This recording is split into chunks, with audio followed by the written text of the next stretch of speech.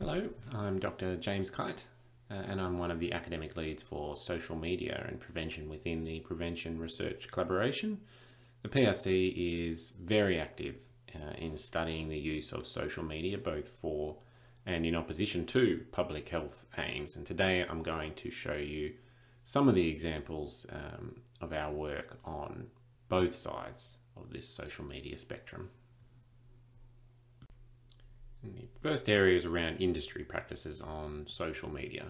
The PRC conducts and contributes to studies looking at the commercial determinants of health and how industries are using social media to market their products. This includes looking at more conventional marketing techniques from the food industry through to examinations of how industries are responding to tighter marketing regulations. And Christina Watts's PhD work is a great example of that latter kind of work. What she did was analyze the tobacco industry's activities on Twitter and found that they are consistently using Twitter to oppose tobacco control policies and to present themselves as socially and environmentally responsible and as a desirable employer. What they're trying to do through this is to develop a positive image so that regulation is less likely, and also so potential customers associate positive things with their products.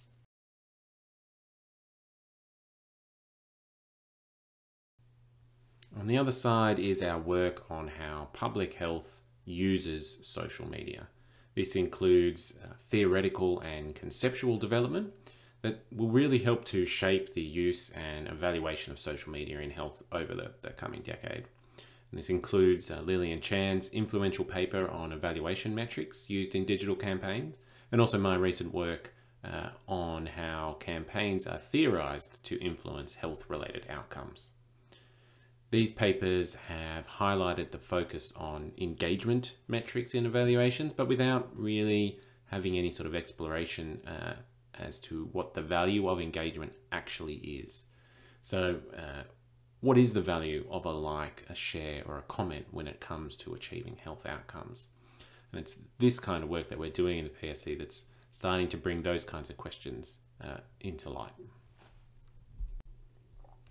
This leads me on to our work evaluating public health campaigns. An example is the work that we did with Quit Tasmania, evaluating their tobacco control social marketing program.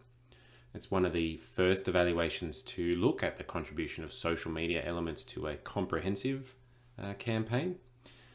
The results for that study aren't yet published. We're getting close, but not quite there. But what we found is that there actually is some support for social media being able to influence quitting related outcomes. And this is significant because, as I mentioned earlier, there is an untested assumption that engagement will lead to good things. And this is really one of the first evaluations to take that first step in helping to test that assumption. And what we're hoping now to do is to extend that partnership by developing a cost-effective method for measuring offline effects of social media campaigns. And if successful, I genuinely believe this would be a project of global significance because it is one of the major questions that's driving practice in this space. How do we know that what we do online matters? It's really going to help to fill that gap between measuring engagement and measuring health outcomes.